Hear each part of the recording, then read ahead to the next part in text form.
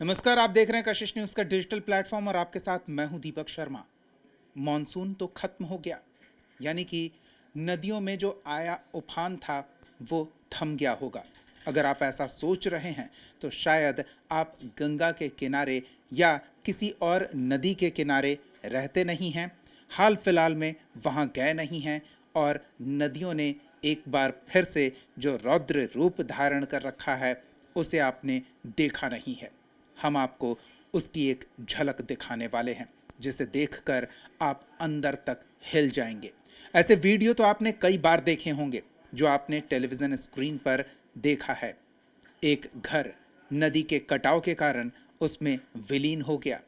तस्वीरें गंगा के किनारे की है, वो भी राजधानी पटना के ठीक दूसरी छोर पर गंगा के वैशाली है और वैशाली के गनियारी गांव में बीते कुछ दिनों में गंगा का कटाव तेजी से हो रहा है। प्रशासन ने तमाम दावे और वादे किए थे कि कटाव प्रभावित इलाकों को चिन्हित कर वहां कटाव न हो या कटाव कम से कम हो, अधिकांश आबादी वाले हिस्से सुरक्षित हों, ये सुनिश्चित किया जाएगा। और ये जानने के लिए क्या स्थिति बनी है, आपको ये वीडियो उसकी सच्चाई दिखाएगा। इस वीडियो में आप देख सकते हैं एक दो नहीं, कई पक्के मकान बीते 2 दिनों में नदी में विलीन हो गए हैं और घर बनाने में किसी की पूरी उम्र खप जाती है, लेकिन तटों के किनारे बसे गांव के गांव इस बार गंगा में विलीन हो गए। सैकड़ों की आबादी प्रभावित हुई है। अब वो कहाँ जाएं, क्या करें? सर पर छत नहीं, रहने को ठिकाना नहीं। जो गांव पहचान के तौर पर बताया करते थे वो गांव नदी में समा गया है, तो अब वो करें तो क्या ही करें। इस तस्वीर के साथ साथ हम चाहेंगे कि आप इस तस्वीर के पीछे जो दिल दहला देने वाली आवाज़ है उस पर गौर करें। जिस महिला ने इस घर को सजाया संवारा होगा, पीछे अपने सामने घर को नदी में विलीन होता देख किस तरह से चित्कार कर रही है, उस महिला की आवाज़ पर एक बार ध्यान दीजिए, सुनिए ज़रा।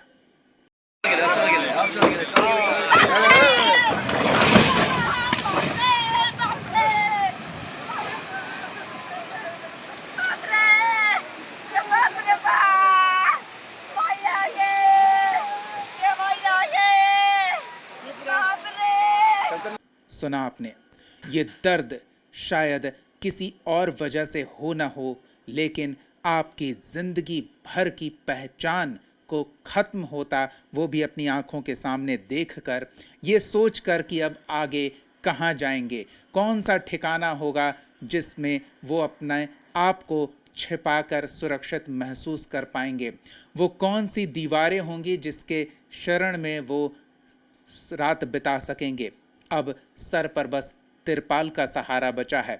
सैकड़ों की आबादी प्रभावित हुई है। तस्वीर बिहार के वैशाली जिले के गंगा नदी के किनारे बसे गांव की है, जिसे नया गांव पश्चिमी पंचायत के वार्ड नंबर 13 के तौर पर पहचाना जाता था।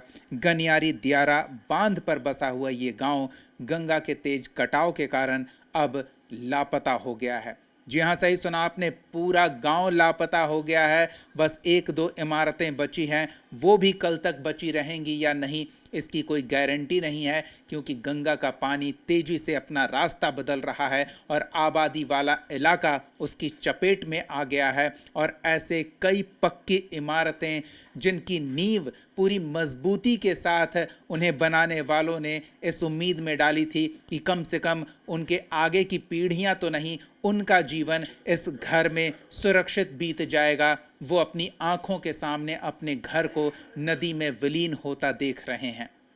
ऐसी तस्वीरें आपने बहुत देखी होगी, लेकिन इस दर्द को क्या कभी महसूस किया है? सोचिए, आपकी आंखों के सामने आपका घर धराशायी हो जाए, वो घर जिसे बनाने में अपने पूरे जीवन की किसी ने कमाई लगा दी, वो नदी में विलीन हो जाए, तो क्या एहसास होगा?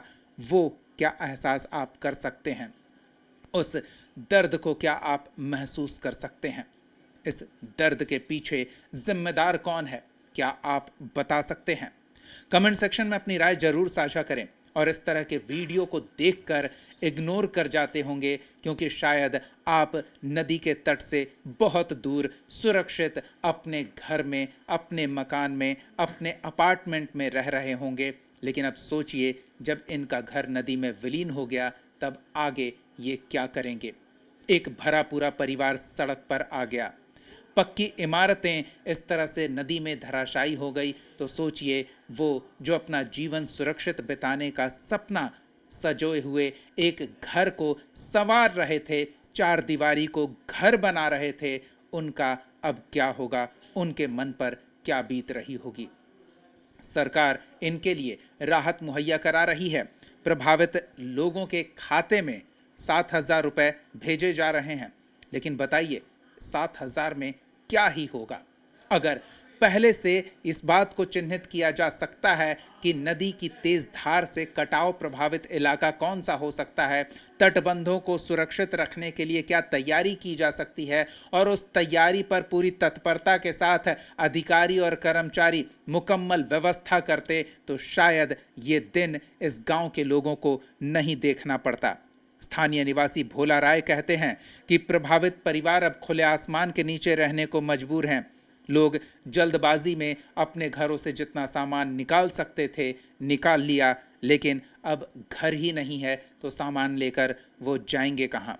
कई प्रभावित हैं, राम प्रवेश राय हैं, देवी राय हैं, रामबली राय हैं, ललित राय, प्रमोद राय। कईयों के मकान कटाव में नदी में विलीन हो गए।